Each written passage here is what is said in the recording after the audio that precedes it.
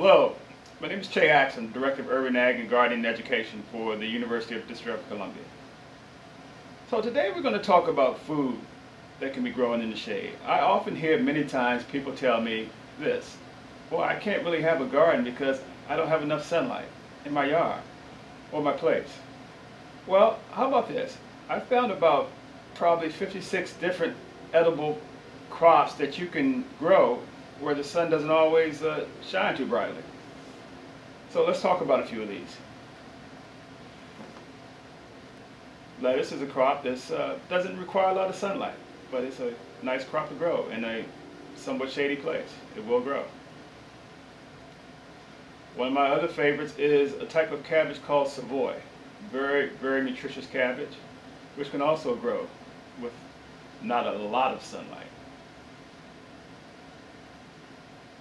Savoy spinach is another favorite of mine. Very nutritious and can be grown not using a lot of sunlight. Green beans, another crop, which can be grown, again, not a lot of sunlight. And we'll talk about how much sunlight some of these crops require shortly. Beets, and many herbs: thyme, sage, dill, oregano, monterata, borage, mint, basil, and chamomile. All can be grown without a huge amount of sunlight. You do need sun to grow these crops, but you just don't need a huge amount of sunlight. Chives. So, first thing I'd like to tell you is that you can get a fairly good idea of how much shade or how little direct sunlight a crop will tolerate by the type of vegetable it produces. As a general rule, vegetables that fruit, that means a flower forms, drops off, and is replaced by a developing edible, like tomatoes, melons, squash, and peppers, need at least 8 to 10 hours of light in a day in order to produce their crop. Plants that produce edible roots or shoots, leaves, demands less light. However, root vegetables like carrots and beets will give you a nice harvest if they receive 6 to 8 hours of light per day. And leafy shoot vegetables like lettuce and spinach only need a few hours a day and will keep your salad bowls filled.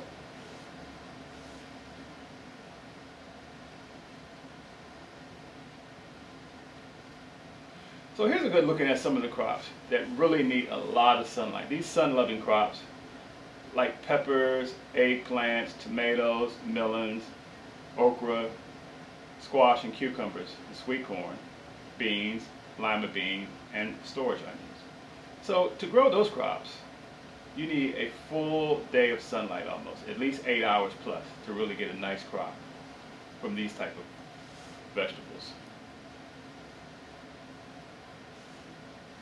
Then there's some medium light requirements for some plants, 6 to 8 hours, like carrots, beets, turnips, radishes, green onions, parsnips, kohlrabi, cabbage, sassafras, peas, broccoli, cauliflower, Brussels sprouts, sweet potatoes, and potatoes.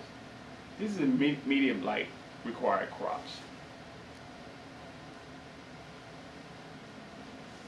Then we have these low light requirement for crops. So these are crops that sometimes only require anywhere from 4 to 6 hours to grow. Lettuce, spinach, chard, kale, cress, mustards, collards, arugula, and sorrel.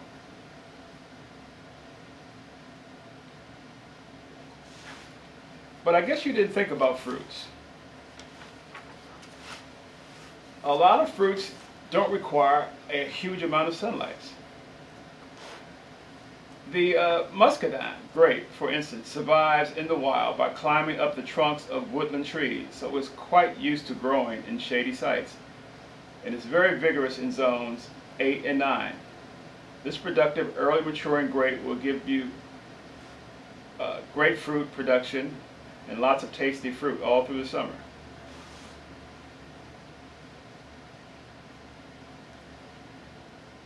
Turner shade pair. Zones 5 and 9 to grow this crop are needed and produces a decent crop even in the deep shade. And Kiefer pears, also zones 5 to 9, tolerate partial shade, such as beneath a tree or on the edge of a tree canopy, where they'll produce crisp, juicy, white-fleshed pears excellent for baking.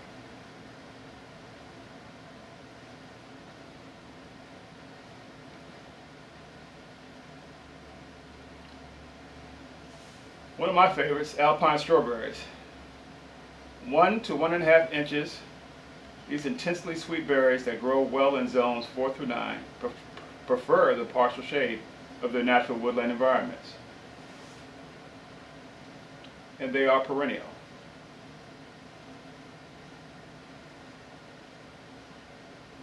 A number of the berries that you might prefer, such as raspberries and blueberries, are able to be grown in partial shade. So some berries that you might have not even heard of are still edible. These Native American berries, thimbleberry and salmonberry. They do well in shade because they grow in the shade in the wild, in the understory of trees.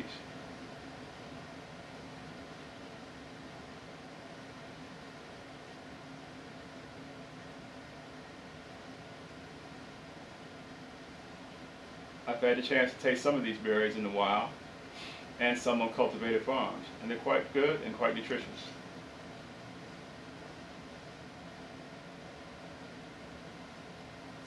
So I guess you didn't really ever think about nuts. Well, believe it or not, filberts and hazelnuts can be grown, and they don't require a huge amount of sunlight.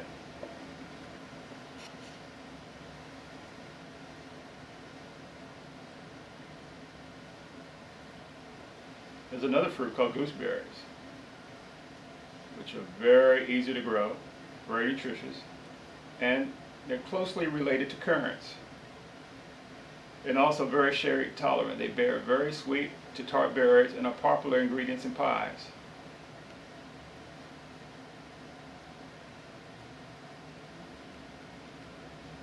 Another one of my favorites is the Asian kiwi. Unlike the fuzzy kiwi that a lot of us know about, this kiwi is a native and can be grown in our area particularly. It's very cold hardy, and it's a low shade loving crop which will thrive in light to moderate shade. One well-known variety, Arctic Beauty, is hardy to 40 degrees below and bears grape-sized, smooth, tasty kiwis. Once they're established, expect up to 100 pounds of fruit per season in some of these productive plants.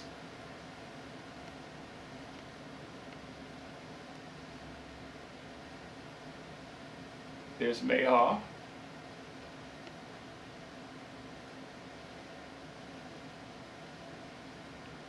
black haw,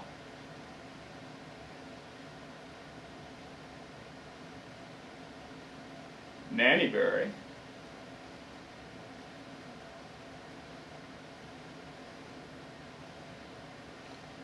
and yellowhorn nut tree produces a nut and edible crop. And again, these don't require full sun all day long and will do okay in partial shade. So let's talk a little bit about how to really improve the sunlight and the shade in your garden.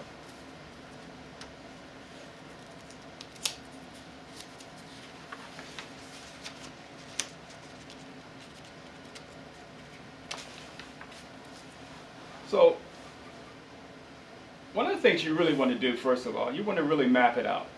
Find out exactly where you should place your shade-tolerant and sun-loving plants. Map your garden out. This is a picture of sunlight traveling across a house, but it shows you in parts of the winter and some of summer, the sun is at different horizons, and you can have shade in particular places for different amounts of time. So you really have to map it out. And the way to map it out is you go out early in the morning and you kind of look at your house, around your house, and see where the sun is shining. Map it out, maybe get some sticks and string and kind of stake it out where the shade is and the sun is. We'll go back again at noon. and see where the sun is then, and map that out. See where the shade and sun is again, and map those areas out. And again, in the evening, we'll go back again and just map it out. Just put the stakes and just kind of find the shady areas and find the sunny areas, and then just map it out, and then you can know kind of where to grow things. Don't guess at it. So orientation is crucial too. Plan your garden so that every area makes the best use of any sunlight it receives. We orient our vegetable beds and rows to run in an east-west direction rather than north and south, so that the crops receive as much sunlight as possible. So, and also remember to locate tall or trellis crops on the north side of the garden so that shorter plants aren't subjected to shade that you've created.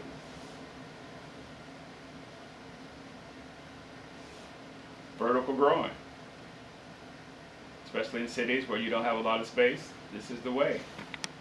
Direct your vining plants up into areas of increased sunlight by growing them on vertical supports. You might be able to trellis your pole beans, for instance, so that the tops of the plants are beyond the shade that affects ground level plants. It generally doesn't matter that the base of the plant is shaded if most of its leaves are in the sun.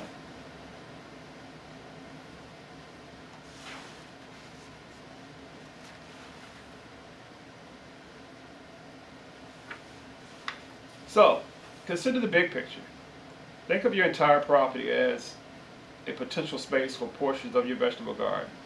If the area around the front door receives full sun, for instance, by all means go ahead and plant your peppers in flower beds there, or even in big pots on both sides of the door. Got a sunny ornamental border along one edge of your property? Tuck some frilly red and green lettuces in there, basil, chives, and put between those clumps and flowers.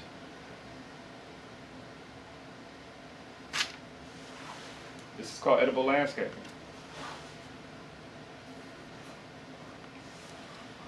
So, start early. Start the seeds of crops you know you will be growing in partial shade indoor ahead of time. Don't direct seed them in the garden if spring weather is kind, but you'll be able to get your transplants out into the garden early, even to beat tree-thrown shade, and then your plants will get at least a few weeks, maybe more, of sunny growth, despite being in a soon-to-be shady spot.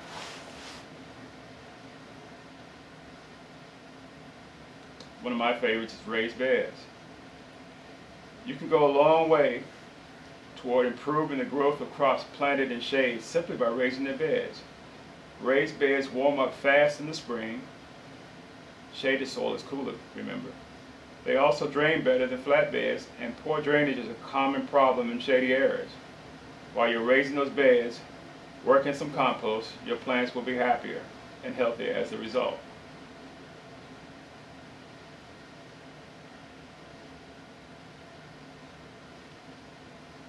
Feed them differently. So don't spoil your shade growing edibles by overfeeding them too much with nitrogen. That would be things like composted manure, fish emulsions, and things like that. Instead, give shady beds an extra dose of phosphorus. At the farm here and other places, we use rock phosphate. Phosphorus encourages your plants to grow strong roots and stems.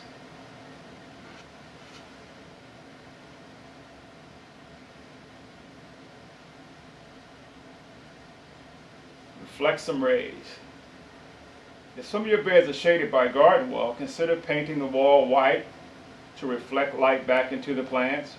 You could also surround the plants in a shady spot with a light reflecting mulch, like white plastic, the way greenhouse growers do.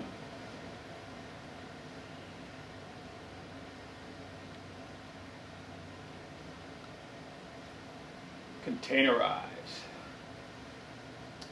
If sunlight is very scarce at your place, consider growing your most prized sun-loving crops, especially peppers or tomatoes that are naturally or trainably upright, in large movable containers with casters or wheels attached to the bottom.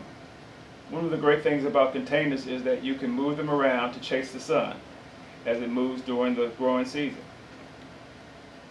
For some people, it's the only way they're going to get a crop, in growing in containers. Many apartment dwellers grow containerized crops on their balconies.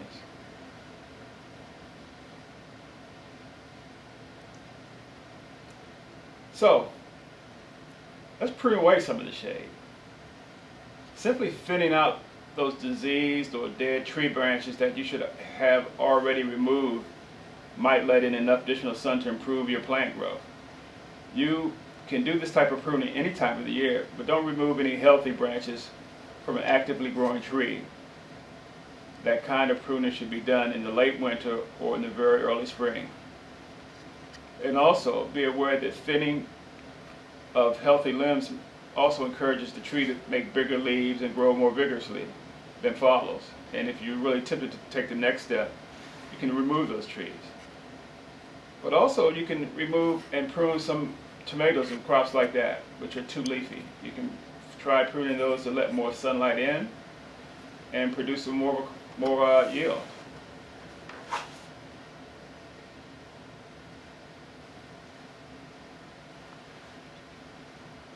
Two very good resource books I recommend are How to Grow More Food by John Jeavons, which actually talks about building yields and high yields, and if you can take that knowledge and use that knowledge to find out how to grow in shady areas or low sunlight areas in your gardens, you'll be very happy.